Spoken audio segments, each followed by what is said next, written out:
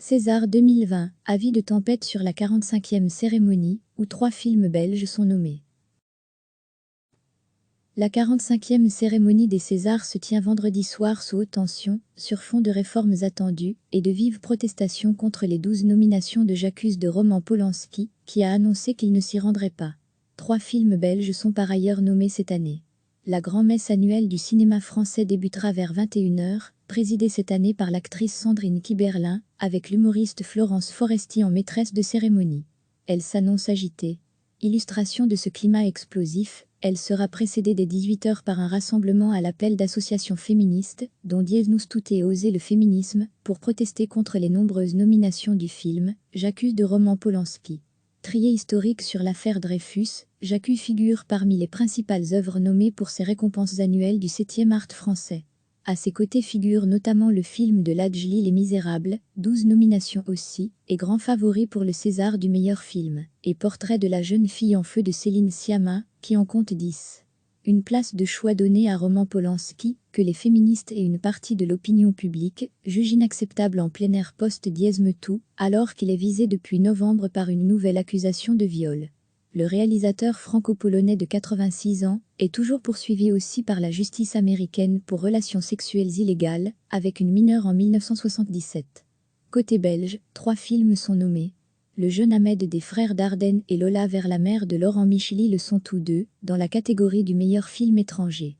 Ils seront opposés au film Dolor y Gloria de Pedro Almodóvar, Joker de Todd Philippe, On Suppon Hatim, In Hollywood de Quentin Tarantino, Parasite de Bong Joon-ho et Il Traditor de Marco Bellocchio. Le film belge Ce magnifique gâteau, d'Emma de Swaef et Marc James Roilet, quant à lui sélectionné dans la catégorie du meilleur court-métrage d'animation. Enfin, plusieurs coproductions dans lesquelles la Belgique est impliquée figurent également parmi les nommés, comme Alice et le maire, Chambre 212, Papicha et Atlantique. Un collectif de militantes féministes, baptisé la Contre-Académie des Césars, a déjà diffusé jeudi sur les réseaux sociaux une contre-cérémonie pour remettre au tocard du cinéma français des récompenses telles que le César de la pédocriminalité, de l'impunité ou de la misogynie, ont-elles expliqué. Dans ce climat de tension, Roman Polanski a annoncé jeudi qu'il ne se rendrait pas à la cérémonie. Depuis plusieurs jours, on me pose cette question. Viendrai-je ou ne viendrai-je pas à la cérémonie des Césars ? La question que je pose est plutôt la suivante. Comment le pourrais-je, a indiqué le cinéaste dans un texte transmis jeudi à l'AF, affirmant que des activistes le menacent déjà d'un lynchage public. L'équipe du Portrait de la jeune fille en feu, largement féminine, devrait de son côté être massivement au rendez-vous, lors de cette soirée qui devrait voir s'affronter symboliquement 2 mondes. Le renouveau sera incarné notamment par Adèle Haenel, nommée pour le César de la meilleure actrice, devenue l'icône d'un nouvel élan de Dies Me Too en France, depuis qu'elle a accusé en novembre le réalisateur Christophe Ruggia d'attouchements répétés quand elle était adolescente. Affichant la couleur, celle qui avait créé un séisme dans le cinéma français à l'automne avec son témoignage, a estimé lundi dans une interview au New York Times que distinguer Polanski, c'est cracher au visage de toutes les victimes.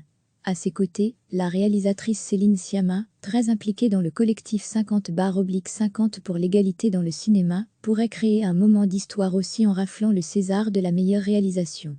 Il a été remporté seulement une fois par une femme, Tony Marshall pour Vénus Beauté, Institut, il y a tout juste 20 ans. Cette soirée devrait aussi être celle du début d'une renaissance pour l'institution des Césars, secouée ces dernières semaines par une grave crise de fonctionnement.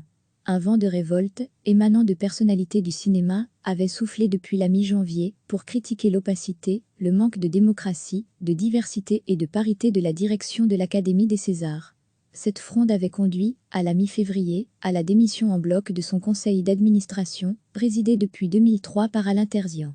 À 2 jours de la cérémonie, une présidente par intérim des Césars, Margaret Mungo, a été nommée, et le Centre national du cinéma, CNC, a annoncé qu'une assemblée générale extraordinaire se tiendrait le 20 avril, pour adopter de nouveaux statuts. En attendant, signe du malaise de cette 45e édition, aucun César d'honneur, généralement attribué à des stars hollywoodiennes, n'a été annoncé cette année. Selon Le Parisien, l'acteur américain Brad Pitt aurait donné son accord dans un premier temps, avant de se rétracter. Recevez chaque matin l'essentiel de l'actualité. Cliquez sur s'abonner pour recevoir les dernières nouvelles.